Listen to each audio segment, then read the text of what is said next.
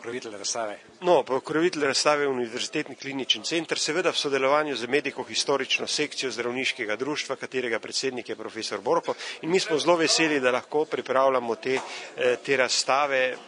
Prejšnja razstava je bila posvečena profesorju Anžekovičevi, sedaj smo pa pripravili razstavo mladih zdravnikov, ki so delali 3 mesece kot zdravniki prostovoljci v Ugandi. Ja, odločitev smo sprejeli precej spontano, pravzaprav, če na kratko samo opišem, kako deluje. Mi smo šli to preko naše fakultete v Ljubljani, kjer deluje sekcija za tropsko medicino.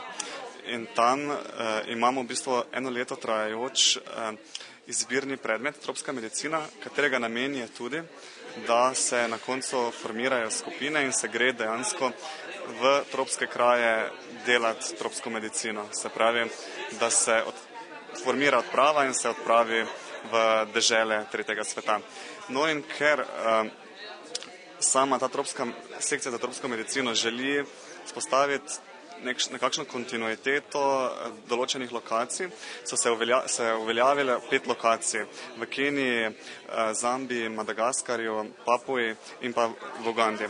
Tako da zakaj smo mi izbrali Ugando, je pravzaprav splet na ključi. Deloma je k temu pripomogla naša prijateljica, ki je bila tam pred 2 letoma in nam je to tako zelo lepo predstavila in potem smo se mi rekli, pa gremo v Ugando. Najmočnejši vtis iz Ugande?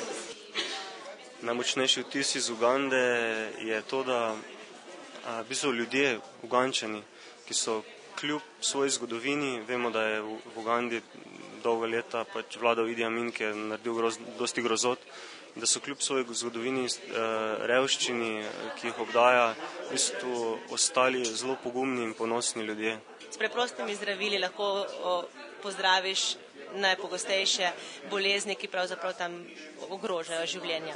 To so driske, pljučnice, kožne infekcije, podhranjenost. Uganda je bila vaša avantura, strokovna in osebna v svoje sorte. Kaj pa ste kdaj razmišljali o delu v Zdravniki brez meja?